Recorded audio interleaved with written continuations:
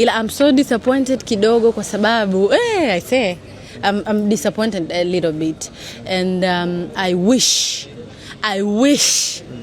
hizi event zikiwa zinaandaliwa watoe hata hinti kidogo, hata kichwa cha habari, hata neno la kwanza.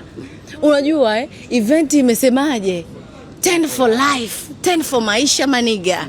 Afu iko Superdome. Superdome tunajua ni sehemu ya kula bata. Afu tena ni vitu vya Diamond. It's Wasafi.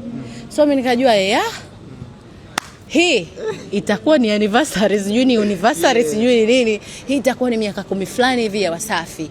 But nikasema ngoja nije have fun and nini kwa sababu nimealikwa. But to be very honest, as the mother, hapa nitaongea kama mama. Sawa ni msanii lakini hapa nitaongea kama mama. So nimekuja, nimeingia ndani, nimekuta ni charity event ambayo tunachangia watu ambao wanahangaika na sickle cell. Mimi ni mama, mimi ni msupportiji wa hivi vitu, wa mama na watoto wake. Huwa nina program ambayo ina support hivyo vitu. So nilipofika hapa nikaona nikatamani nilie, nikatamani nicheke, nikatamani nipige yowe ya huzuni, nikashindwa. But good thing kwenye gari na vitu vingi, nikaona isiwe tabu. Ita kijana chukua kwenye gari kote, tunaendelea na charity, tunachangisha.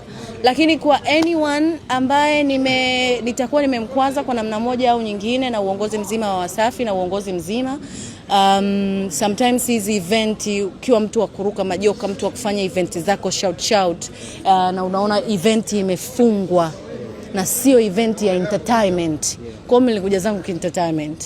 Hii ni charity. So for all in all, niombe tu razi kama mama, kama mwanamke, mafaili yalimix kutoka kwenye 10 for life, saving life, na nikafikiria ni 10 for life kama miaka 10 ya Wasafi.